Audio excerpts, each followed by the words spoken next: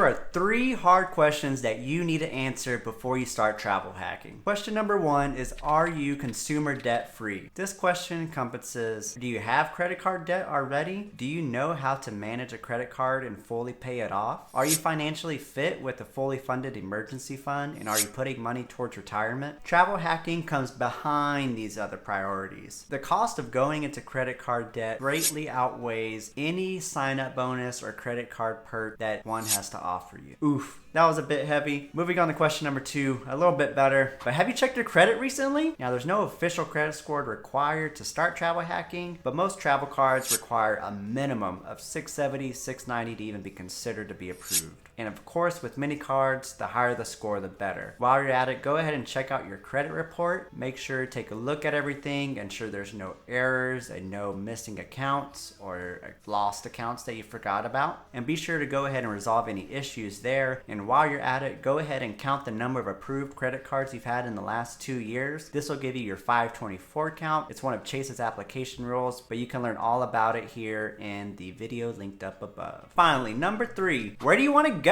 What's your travel style? You want domestic? You want foreign? Are you solo? Are you a family traveler? You're talking luxury? You want economical? Answering these questions will give you a better idea as far as what credit cards you should apply to, what transfer partners you should really focus on. And the sooner you can get a grasp on that, the sooner you'll be able to make that bucket list trip you've had your eyes on for years. After answering those 3 questions, if you decide you want to dive in deeper, go ahead and subscribe to the channel. This is Nurse Michael Travels, by the way, and check out this playlist I made for you.